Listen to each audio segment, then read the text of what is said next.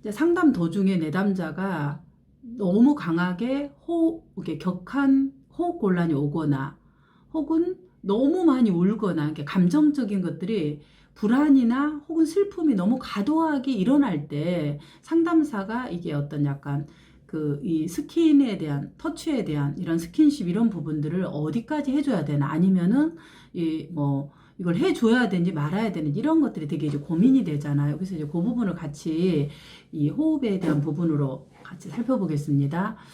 우선은 이제 격하게 호흡 곤란이 오거나 과도하게 슬픔을 막 이렇게 쏟아붓거나 이럴 때는 내담자가 지금 감정이 홍수 상태라는 거예요. 그러니까 홍수 상태라는 것은 그동안 억압되었던 감정의 수도꼭지가 터져갖고 우리가 홍수가 나듯이 그냥 이제 약간 주체할 수 없는 울음이 터지거나 불안이 올라온 상태예요. 그러면 이거를 우리가 어떻게 상담사가 이해하는가? 첫째는 이제 우리가 항상 내담자가 어떤 행동을 하거나 태도를 할 때 상담사는 항상 머릿속에 뭐 한다? 아, 내담자가 지금 어디에 있나 이걸 생각해라겠죠. 내비게이션에서. 위치가 어디 있냐. 위치라는 건 이 내담자가 무슨 서울역에 있냐, 용산역에 있냐, 중앙역에 있냐 이게 아니라 내담자의 심리적 상태 위치가 어디에 있냐를 말하는 거예요. 그러면 이 사람은 지금 굉장히 감정이 터졌구나.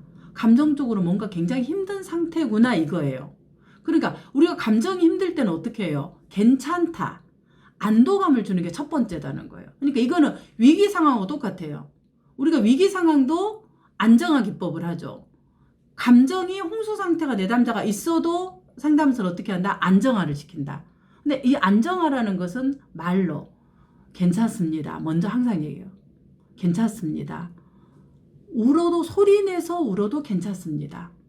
그리고 호흡이 막 이렇게 막 격하게도 호흡이 그렇게 크게 해도 괜찮습니다. 몸에서 지금 힘들다고 이야기하는 것입니다. 이건 너무너무 중요한 안정화예요. 왜 호흡이 이렇게 오냐 그러면 제가 임상에서 많은 이제 내담자들을 만나고 집단을 정말 수백 번 거의 1000번에 가까운 집단 상담을 제가 하잖아요. 하면 내담자들이 이제 막 그 힘든 이야기들을 할 때 정말 기절을 하고 호흡곤란이 오고 공황이 오고 막 가슴이 막 여기 막 이렇게 하면서 막 답답해서 막 숨을 못 쉬고 이러면서 막 이래요. 막 이런 것들을 너무 많이 보는 거예요. 어떤 경우는 막 이렇게 몸을 막 해갖고는 몸이 막 신체화가 갖고는 그냥 막 기절해 버리는 경우도 있고 막 호흡을 못 쉬어갖고 막 이렇게 막 가슴을 쥐었다고 이런 경우를 너무너무 많이 보는 거예요. 제 임상 현장에서. 그럴 때 이제 제가 늘 하는 이야기가 안정화예요. 어떻게 한다? 괜찮습니다.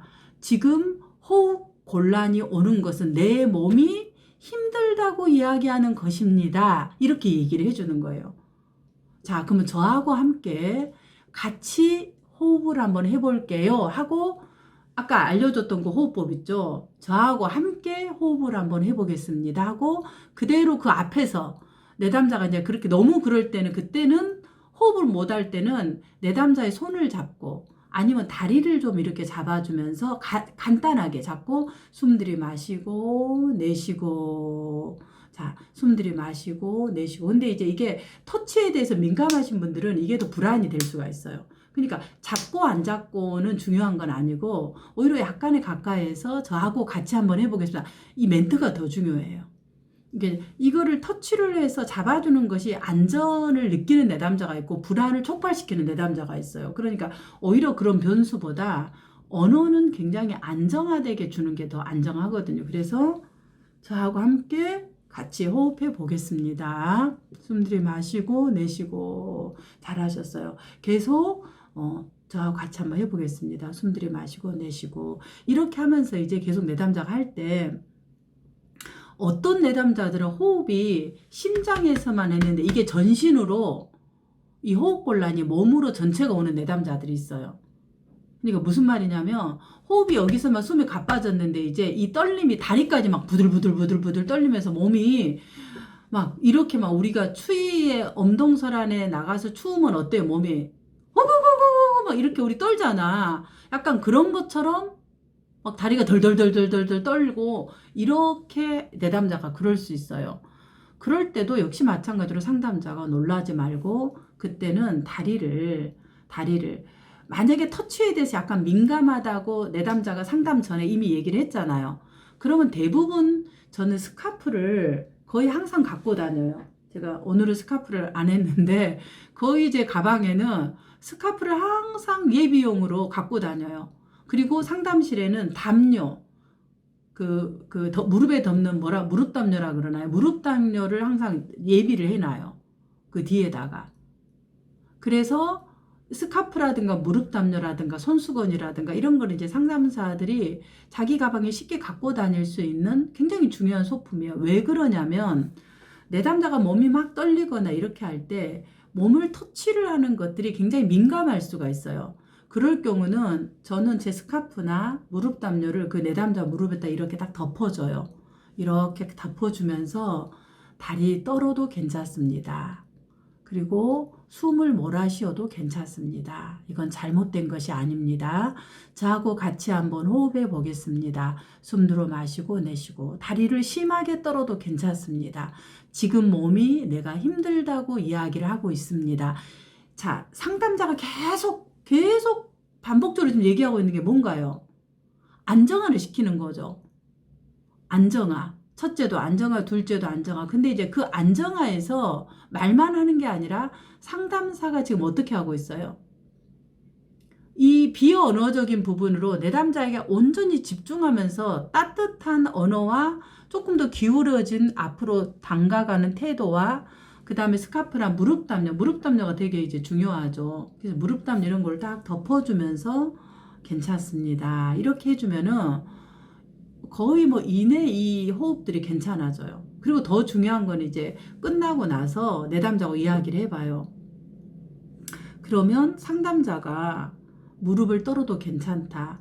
혹 이제 앞에 이야기 중에서 상담자하고 이야기를 하고 있는 어떤 이야기상에서 만약에 심상작업을 했거나 어떤 그 과거의 아버지에 대한 학대의 이야기나 이런 이야기 속에서 만약에 그 이야기의 스토리가 너가 호흡을 하면은 그러니까 뭐라 그럴까 이런 경우가 있어요. 이제 교회를 다니시거나 종교적인 신앙이 좀 강하신 분들은 뭔가 이렇게 그 감정 조절이 안 되거나 화를 내고 이러면은 귀신이 들었다.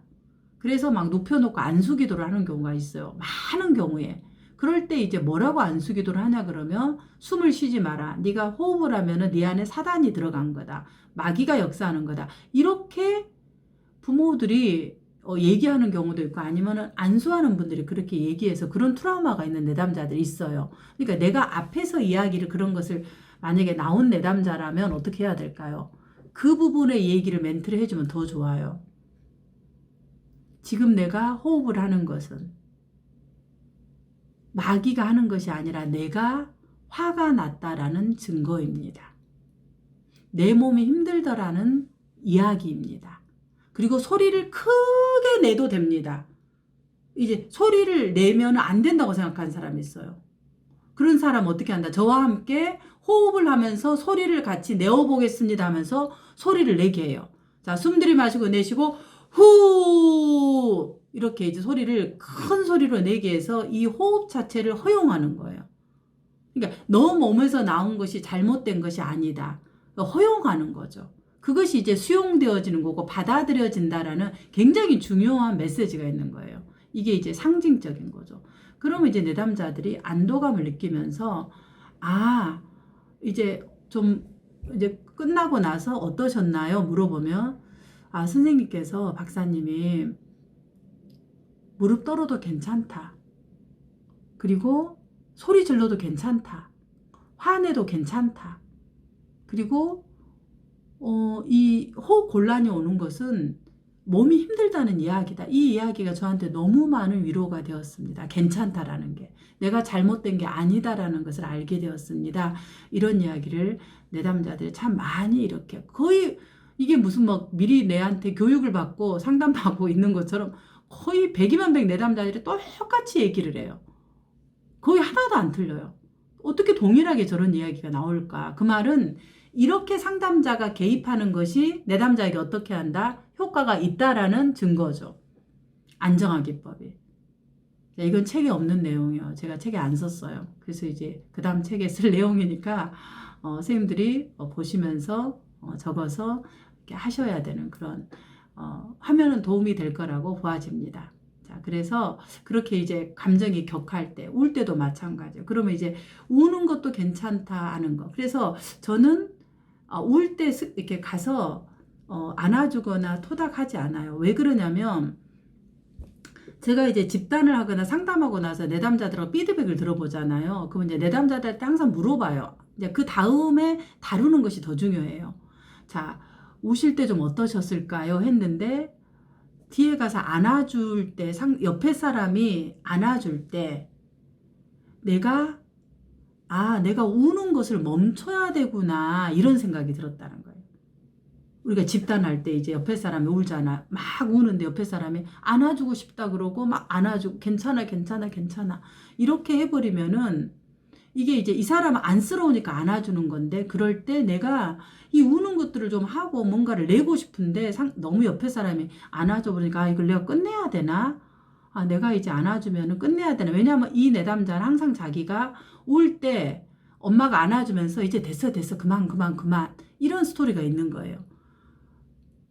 그러니까 이건 다 내담자마다 달라요.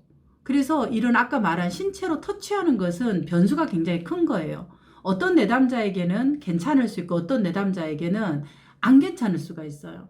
그래서 그리고 또 이게 굉장히 민감할 수가 있어요. 그래서 이 신체를 터치하는 거는 되게 이제 변수가 크기 때문에 불안전하다기보다 조금 더 내담자에게 공통적으로 사용하기에 상담자들이 이렇게 좀 생각을 많이 하고 고민을 많이 해야 되는 지점이 될 것 같아요. 그래서 그러나 공통적으로 안전하게 하는 것은 지금 제가 알려준 언어로 안정화해주는 그 방법이 되게 공통적으로 다 변수 없이 사용할 수 있는 방법이더라.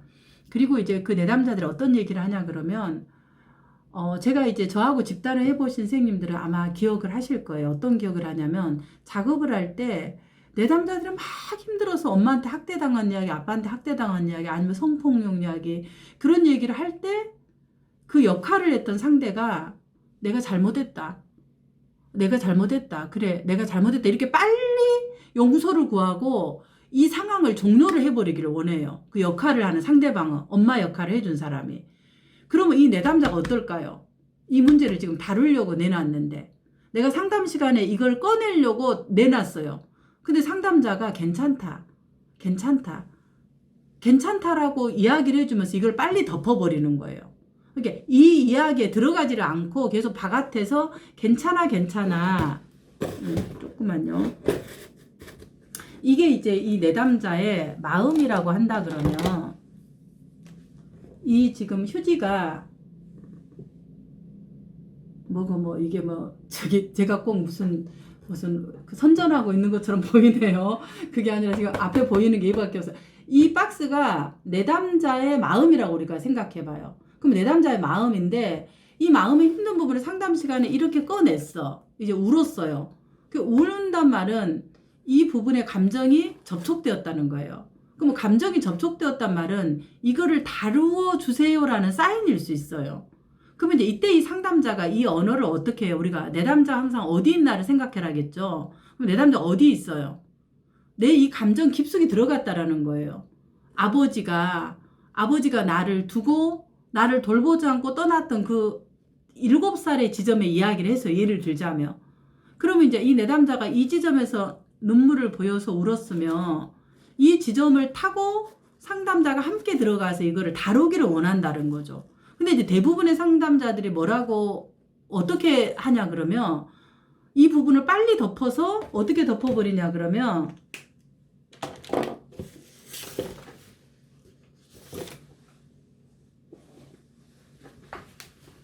이런 이제 그 수건 이걸로 이렇게 덮어버리는 거예요. 괜찮아요. 그럴 수 있어요. 괜찮아요. 이렇게 딱 이렇게 해버려요. 그러면 보세요. 나오지도 이렇게 나왔는데 이걸 다루지도 않고 이렇게 덮어버려. 그럼 이 내담자 입장에서 어떨까요? 우선 그 상황에서는 괜찮을 수 있죠. 그러나 이 아버지 이야기를 7살에 나를 두고 갔던 아버지 그 이야기가 이 내담자의 가장 기본적인 욕구예요. 그럼 이걸 힘들게 냈으면은 이걸 빨리 덮으면 안 된다라는 거예요. 이 부분을 다루어야 된다라는 거죠. 그러면 이제 이걸 어떻게 다루냐, 이거는 이제 이걸 어떻게 다루어 가냐 할 때 상담자의 질문인데, 관심인데, 내담자한테 물어보면 돼, 항상. 지금 7살에 우리 그 민들레님이 아버지가 나를 두고 갔던 이야기를 하면서 눈물을 흘리셨습니다. 지금 이 감정의 부분에서 우리가 조금 더 들어가기를 원하는데 괜찮으실까요? 물어보면 돼요. 그럼 내담자들이, 그러니까 바로 물어보면은 네, 그러면 이제 이 7살의 이야기로 들어가서 이 이야기를 진행하는 거예요. 그 방법은 내담자한테 물어보면 돼요. 근데 이거 물어보지도 않고 너무 상담자가 놀래버리는 거예요. 이 이야기를 막 이게 성폭력의 이야기일 수 있고 자기를 두고 떠난 아버지 얘기일 수 있고 여러 가지 이야기일 수 있잖아요. 이렇게 덮어버리면은 이게 묻혀버리는 거예요. 그리고 이 내담자들이 많이 얘기할 때 너무 답답했다. 상담사가 이런 부분들이. 그래서 이 부분은 내담자한테 묻고 들어가야 된다. 근데 이제 이 덮는다라는 게 뭐냐면 아까 말한 것처럼 등을 쓰다듬어 주거나 안아주거나 이럴 때는 이제 위로를 얻는 경우도 있지만 거기서 끝나면 안 되고 지금 괜찮으시다면 이 이야기를 조금 더 우리가 진행을 하고 물어봐도 괜찮을까요? 하고 들어가야 돼요. 그 부분에 대해서. 근데 이제 많은 내담자들의 경우에 쓰다듬어 주거나 이렇게 안아줄 때 자기 이야기를 그만하고 종결하기를 원하는 부분으로 내담자들이 오해할 수 있다라는 거죠. 그래서 저는 제가 이제 그 집단을 하거나 제가 상담할 때 이 울도록 충분하게 이것이 뭔가를 충분히 바라보도록 하고 실컷 울고 하게 하고 실컷 분노하도록 하게 하고 이야기하고 이걸 들여다보도록 하는 거예요. 이걸 같이. 근데 이 어두운 캄캄한 거를 상담자 없이 내담자가 한 번도 불을 켜보지 않은 방이었잖아요. 그러면 이 방을 나도 모르게 얘기하다 보니까 불이 반짝하고 들어와 버린 거야. 불이 켜진 거예요. 그리고 내담자가 스스로 내가 그때 7살 때 그런 일이 있었구나 하고 나도 모르게 이야기하다가 나오는 게 불이 켜지는 거예요.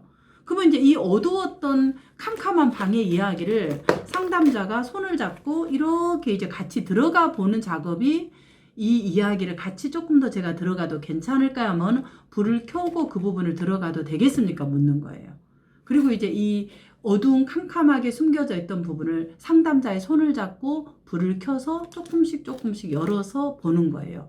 물론 이제 초심 상담사인 경우에는 이 부분을 어디까지 열고 다룰 거냐에 대한 상담사의 어떤 그 역량이 달려 있을 수 있죠. 그래서 내가 이걸 한 번도 해보지 않았다 그러면 이제 이 부분을 빨리 슈퍼비전을 받아야 되겠죠. 그래서 이 부분에 대한 것들을 어떻게 내가 다루어야 될지 지도를 받는 방법도 있고 아니면 이제 자기가 상담사가 무서우니까 그냥 이까지만 하고 이렇게 이제 하는 방법이 있죠. 이렇게 덮어놓고 이제 보내버리는 방법. 이것이 나쁘다는 것도 아니에요. 지금 내가 상담을 거의 종결해야 되는데 이야기가 나와서 그럼 이걸 다룰 수 없잖아. 그럴 때는 이렇게 해서 보내야 되죠.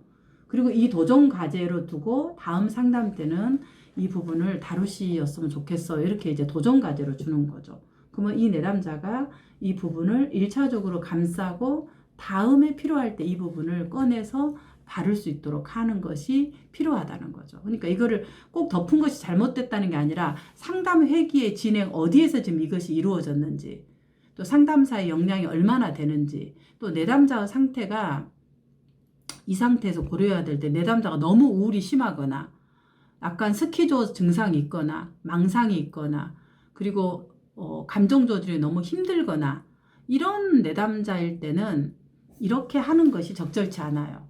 그냥 이렇게 해야 돼요. 이때는 그냥 이렇게 하는 것이 최상이에요. 왜 그래요?